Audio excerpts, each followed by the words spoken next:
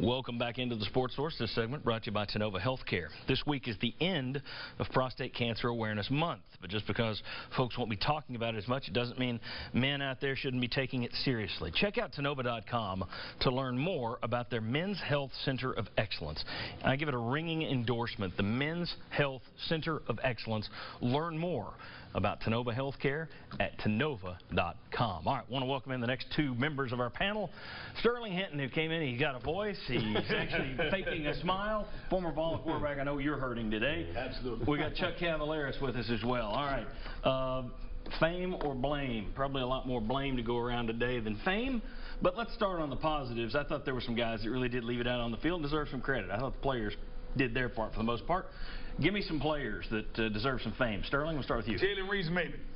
Jalen Reeves-Maybin is playing lights out ball and doing all that he can to compensate for that loss of Kurt Magid. I love the way he's playing ball right now. Incredible. If something happens to Reeves-Maybin, that is the one guy right now, even more so than Barnett, that's the one guy you better put in a plastic bubble.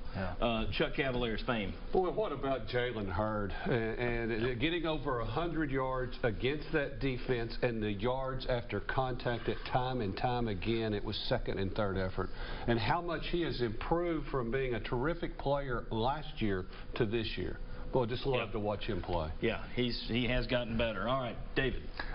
Reeves-Maybin is my guy as well. I mean, you get there late in the game, and they're showing some shots of him, and you can tell him he was exhausted. He left everything out there, but was still full go, 110% making plays. He had stats across the board, you know, multiple tackles for loss, sack. Heck of a game. Bob. And remember, people didn't want him when he committed to Tennessee. Trevor Daniel's my guy because Trevor Daniel, I think to this point, he has been the most consistent player on the field. He's a weapon. And I mean, Oklahoma, Florida, he helps your defensive field position, and he looks like an All-American. He's a field walking away All-American. Yeah, he's a field flipper without question. Yeah.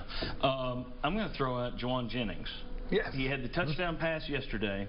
He has been starting at receiver for much of the year. He made a nice big hit tackle on special teams yesterday. To do all that as a true freshman that came in as a quarterback and then they moved you around, kudos to Jauan Jennings. All right, now the other side of the coin, blame. Have we mentioned Butch Jones? Let's get specific. Butch Jones. Yes. Yeah, I mean just Butch Jones and the game management. Conversions, timeouts. Tennessee's last series, which I don't remember exactly how many plays they ran, but you ran about half as many as you could in the situation they were in. Wasting the time. Bad clock management. Other coaches? I mentioned it earlier. You had John Jancic, who was aggressive. People can't say, well, they just sat back in the prevent defense. That first Florida drive, they were aggressive. They were blitzing. He got conservative on that last touchdown pass. Yeah, he only rushed 3, had the spy. Just that one, John Jancic, again, 4th and Jancic. Well, I think they looked at it and they said, well, you know, we're just going to give up a big pass play. We'll tackle him inbounds. The clock's going to run. I mean, come on. What are you thinking there? Go make a play. Win the game. Let's force Sterling into saying something about somebody. You got to get blame to somebody, man. Blame to somebody. The refs. The refs. Yeah, they did it again. They make me sick. All right. Chuck, any blame? Well, I go back to your last possession when you had the lead.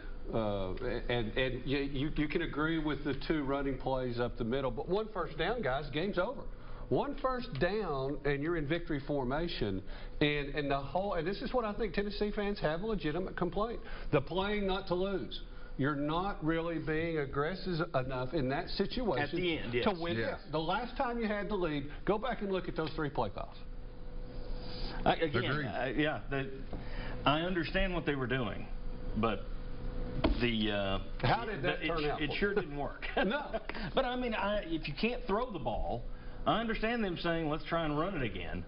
I understand that because I wouldn't trust Josh Dobbs and that receiving core and that offensive line much either. But I think I would have probably tried to pass. To me, though, the third down call was a give-up play. Yeah. That was a flat give-up play. And to me, that's one that was just inexcusable. Agreed. All right. When we come back, we've still got your Twitter questions to get to, but we're going to go through position by position. Who played well? Daniel Hood, who couldn't be with us today due to a family issue, he gave us some interesting numbers. So we'll talk about that when we come back on the Sports Source.